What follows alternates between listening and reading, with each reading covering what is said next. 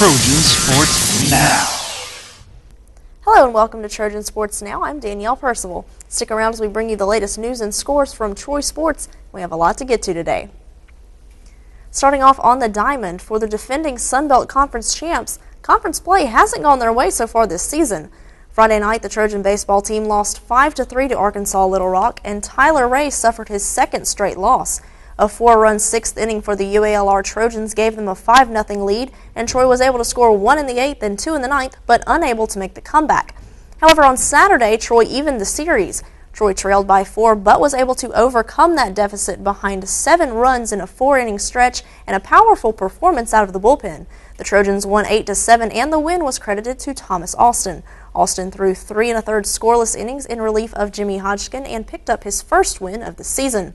On Sunday, it was a guarantee a set of Trojans would win the series, and it was the UALR Trojans who were victorious by a score of 7-3. Troy was held hitless through 6 2/3 innings and was unable to overcome a 5-run 4th inning by UALR.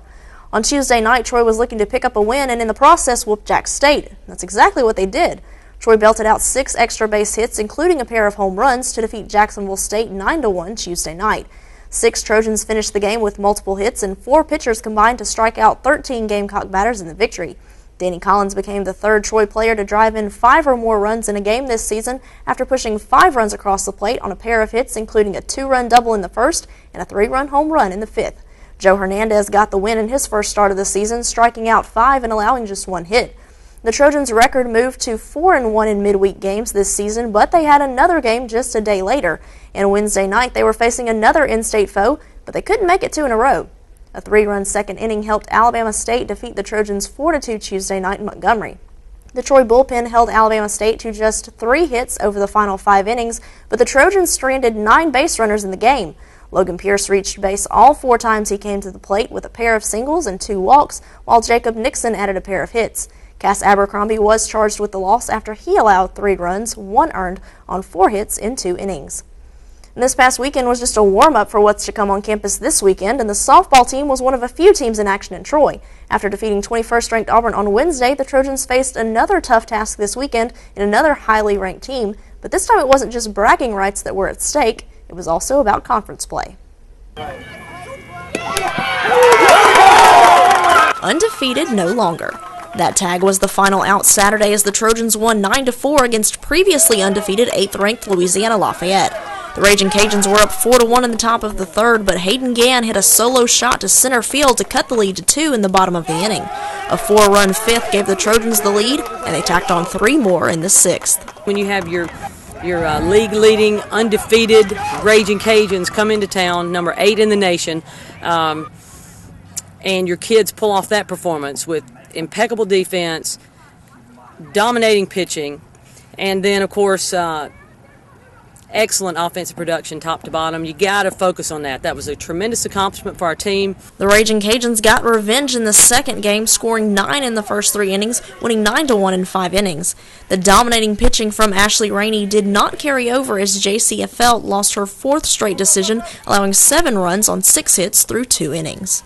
We started out a little flat, pitching wasn't clicking on all cylinders, and then I think we pressed a little bit against a very good pitcher. Because we spotted them so many runs and because they had a statement to make, we couldn't hold them, and so then we didn't have enough time to really make the adjustments we needed to make against their pitching. On Sunday, the Raging Cajuns came out on top with the final score again 9-1 in 5 innings. The only thing going for the Trojans was going Gann, as Hayden Gann knocked in her 2nd home run of the weekend, putting the Trojans on the board. I think we did make a much better adjustment of hitting Wallace. We just couldn't string the hits together. Even our home run was a solo shot. All in all, with our team having 4 games this week against top 25 teams and going 2-2, those scores just now were not reflective of the type team we have. It just reflects a little bit onto how talented Lafayette is.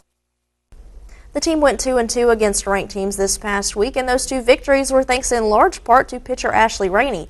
Rainey was named co-pitcher of the week by the Sun Belt Conference for the 3rd time this season. She had complete game performances against both Auburn and Louisiana Lafayette, both top 25 teams. The freshman allowed just 5 runs and 12 hits in the 2 wins this past week.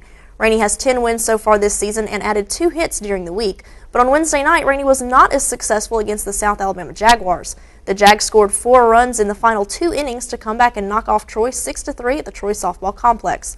Troy jumped out to a 3-1 lead through 3 innings and led the Jaguars all the way until the 6th, until Kristen Crocker belted a 1-out solo home run to left center field to tie the game at 3. South Alabama added 3 runs in the 7th to take the lead and hold it for the win. Hannah Wren picked up 3 of Troy's 5 hits as the junior went 3 for 4 at the plate, picking up her first multi-hit game since the junior went a perfect 4 for 4 against Purdue on February 26th. Ashley Rainey picked up the loss, throwing 6 1/3 innings and allowing 6 runs, 5 of those earned. The freshman allowed 11 hits while striking out 3 and walking none. Coach Melanie Davis with her thoughts on the game. I think it was not so much that we did all that much wrong. It was just that, the softball gods were smiling on them. They weren't smiling on us because when we did hit the ball hard, it was straight at people. We hit the home run, solo shot. And another team that was in action at home over the weekend was the women's tennis team. The Trojans certainly kept me busy this weekend. The Troy women's tennis team knocked off the UAB Blazers 5-2 Sunday afternoon at the Lunsford Tennis Complex to pick up the Trojans' 4th straight win.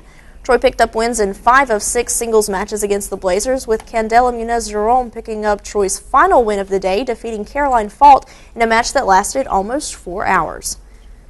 The Trojan football team has finished the first week of practice and has moved into full pad workouts. Saturday morning, the team hit the field for 26 5-minute periods for drills and wrapped up the day with a scrimmage with both Corey Robinson and Dion Anthony taking snaps at quarterback. Along with practice, the spring depth chart was released with Corey Robinson at the top for quarterbacks, with Dallas Tidwell behind him and Dion Anthony in the 3rd slot. The Trojan track and field team had another productive weekend, bringing home 1 first-place finish and several top 5 finishes. Chris Upshaw placed first in the 400 meters with a time of 48.88 seconds. The men's 4x100 relay team brought home 2nd place, and Martine Pildovs placed 2nd in the javelin throw with a distance of 70.97 meters. For the women, the 4x200 relay team placed 3rd, while the 4x400 meter relay team brought home a 4th place finish. And the Troy women's golf team finished up Tuesday at the UALR Women's Golf Classic with a team score of 912 to finish in 10th place. Haley Lawrence led the Trojans with a final tournament score of 223 to finish tied for 12th at 7 over par. Sydney Conrad set a new career low Tuesday with a 3rd round score of 72. Troy will not be back in action on the course again until they compete in the Samford Women's Intercollegiate April 8th through the 10th. And still to come on Trojan Sports Now, it's another busy weekend in Troy, Alabama with football, baseball, and softball all in town. We'll give you a look ahead at all that action next, but first we'll take a look back at what softball head coach Melanie Davis had to say entering the season. Stick around for more Trojan Sports Now.